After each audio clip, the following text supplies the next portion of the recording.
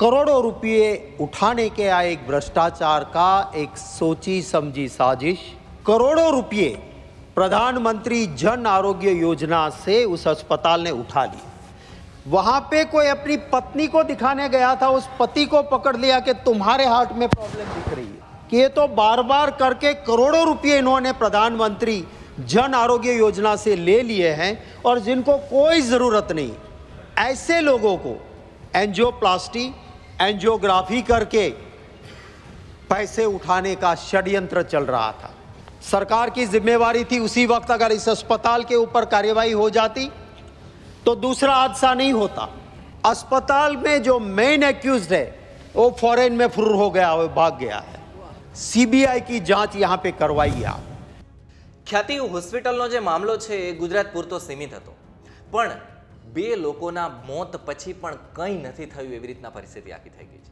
હા, ડોક્ટરની સામે એને આરોપીને પકડી લેવામાં આવ્યા અને પગલાં ઉઠાવવામાં આવ્યા છે, પણ માલિક તો વિદેશ ભાગી ગયો છે.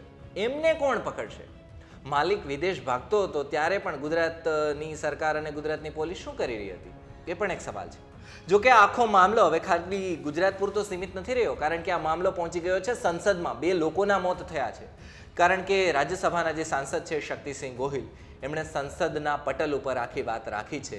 તો વિસ્તારે વાત કરીએ ખ્યાતિ હોસ્પિટલની. નમસ્કાર, વાઇબ્સ ઓફ ઇન્ડિયા સાથે હું સંતોષ. અમદાવાદની ખ્યાતિ હોસ્પિટલ જે મલ્ટી સ્પેશિયાલિટી હોસ્પિટલ એકચ્યુઅલી કહેવામાં આવે છે, એમાં પ્રધાનમંત્રી જન આરોગ્ય યોજના હેઠળ જે સહાય મળે છે એને ખાઈ જવા માટે હોસ્પિટલે લોકોના હૃદય ચીરી ફાડી અને કૌભાંડ કર્યા હતા. આ મામલો ગુજરાતના સાંસદ શક્તિસિંહ ગોહિલે સંસદના 0 અવર્સમાં ઉઠાવ્યો હતો સાંસદમાં. પહેલા તો એમણે શું કહ્યું હતું ને એ સાંભળીએ. धन्यवाद सभापति महोदय। मैं एक ऐसी बात आपकी इजाज़त से उठाना चाहता हूं जो दलगत राजनीति से ऊपर उठ के इंसानों की ज़िंदगी के साथ खिलवाड़ करके करोड़ों रुपये उठाने के आए एक भ्रष्टाचार का एक सोची समझी साजिश। एक अस्पताल जिसने अहमदाबाद में की, ख्याति अस्पताल ने, वो क्या स्कीम करते थे? गांव में चले जाते थे, फ्री मेडिकल कैंप के नाम पे कैंप लगता था। गरीब लोग जब आते थे उनको कहते थे अरे तुम्हारा तो हार्ट में ब्लॉकेज है, कल ख्याति अस्पताल आ जाना, आपको एंजियोग्राफी करनी पड़ेगी। और फिर वहाँ जिनको कोई ज़रूरत नहीं उसकी एंजियोग्राफी और स्टेंट लगा देते थे। करोड़ों रुपये प्रधानमंत्री जन आरोग्य योजना से उस अस्पताल ने उठा ली। एक कड़ी में कैंप लगा नवंबर महीने में कुछ दिन पहले। सभापति महोदय, वहाँ पे कोई अपनी पत्नी को दिखाने गया था, उस पति को पकड़ लिया कि तुम्हारे हार्ट में प्रॉब्लम दिख रही है। 2 लोग वहाँ पे जब ख्याति अस्पताल में जिनकी एंजियोग्राफी हुई, एंजियोप्लास्टी हुई, उसमें से 2 लोग मर गए। काफ़ी लोग वहाँ पे आईसीयू में भर्ती करने पड़े। तब सरकार जागी और जांच हुई तो पाया कि ये तो बार बार करके करोड़ों रुपये इन्होंने प्रधानमंत्री जन आरोग्य योजना से ले लिए हैं और जिनको कोई ज़रूरत नहीं। ऐसे लोगों को एंजियोप्लास्टी, एंजियोग्राफी करके पैसे उठाने का षड्यंत्र चल रहा था। यही अस्पताल ने 2022 में इसी तरह से एक कैब से लाए हुए लोगों में से एक व्यक्ति की मृत्यु हुई थी।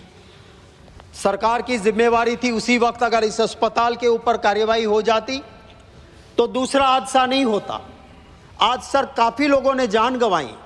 अब अस्पताल में जो मेन एक्यूज्ड है वो फॉरेन में फुर्र हो गया, वो भाग गया है। और करोड़ों रुपये, पैसों से भी ज़्यादा सर वो गरीब की जान की कीमत है। कितना भी मुआवजा देंगे उस गरीब परिवार के उन लोगों की जिनकी जान गई है उनको हम कंपनसेट नहीं कर पाएंगे। मेरी गुजारिश है, क्योंकि ये ऐसे नहीं चल सकता है सर। जब तक मिली भगत नहीं होती है एडमिनिस्ट्रेशन के साथ, स्थानीय सरकार के साथ, ऐसी चीज़ें नहीं घट सकती बार बार। मेरी गुजारिश है सरकार को कि दलगत राजनीति से ऊपर उठ के आप इंडिपेंडेंट जुडिशरी के सुपरविजन में सीबीआई की जांच यहाँ पे करवाइए आप, क्योंकि यहाँ ये चीज़ इतनी गंभीर है। लोकल पुलिस, लोकल अथॉरिटी की मिलीभगत साफ दिखती है और ये सेंटर આખા મામલાની વાત કરીએ ને તો ખ્યાતિ હોસ્પિટલમાં બિનજરૂરી એન્જિયોપ્લાસ્ટીની પ્રક્રિયા છે એના કારણે 2 લોકોના જીવ ગયા હતા અને ગુજરાતમાં આખો વિવાદ ઊભો થયો. કડીના ગામમાં કેમ એક બોલાવવામાં આવ્યો હતો, 10 તારીખ હજુ પણ મને યાદ છે, અને કહેવામાં એવું આવ્યું હતું કે મફતમાં ચેકઅપ કરી દેવામાં આવશે અને આરોગ્યના કાર્ડ પણ બનાવી દેવામાં આવશે અને એ પણ બધું મફતમાં. આવું કહી અને 19 લોકોને અમદાવાદની ખ્યાતિ હોસ્પિટલમાં લાવવામાં આવ્યા હતા અને કારણ વગર લોકોના હૃદય, જે હરતા ફરતા લોકો છે એના હૃદય ચીરી અને સર્જરી કરવામાં આવી હતી અને આમાં 2 લોકોના મોત થઈ ગયા છે.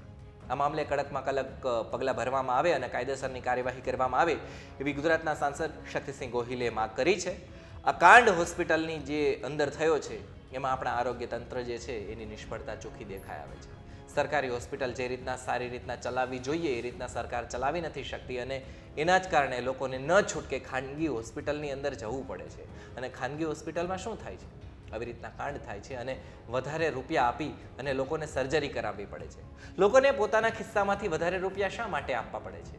કારણ કે આપણી સરકારી વ્યવસ્થા સરખી નથી અને સરકારી વ્યવસ્થા ઉપર લોકોને ભરોસો નથી.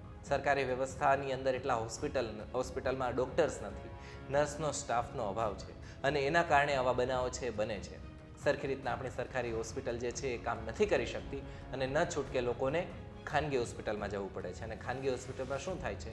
આવી રીતના કાંડ થાય છે. આ થવું જોઈએ, કેટલું યોગ્ય છે, અમને કમેન્ટમાં લખીને બિલકુલથી જણાવજો, કારણ કે 2 લોકોના મોત થયા છે અને આ 2 લોકોના મોતના જવાબદાર કોણ છે એ પણ બિલકુલથી જણાવજો. કારણ કે આજે કોઈના ઘરમાં ગયા છે ને એ આપણને દુઃખ નથી, પરંતુ જ્યારે આગળ જતાના સમયમાં આપણા ઘરમાંથી કોઈ જતું રહેશે ને ત્યારે ખબર પડશે કે આ મામલો કેટલો ગંભીર છે. 2 લોકોના જીવ ગયા છે અને એક વ્યક્તિનો પણ જીવ છે એ જરૂરી છે, કારણ કે એ બીજાના ઘરમાંથી ગયું છે એટલે આપણે એ સમજી ન શકીએ, પરંતુ જ્યારે આપણા ઘરમાંથી જશે ને ત્યારે સમજાશે કે ગુજરાતની અંદર આ ચાલી શું રહ્યું છે. તમારું જે કંઈ પણ કહેવું છે અમને કમેન્ટમાં લખીને જણાવજો.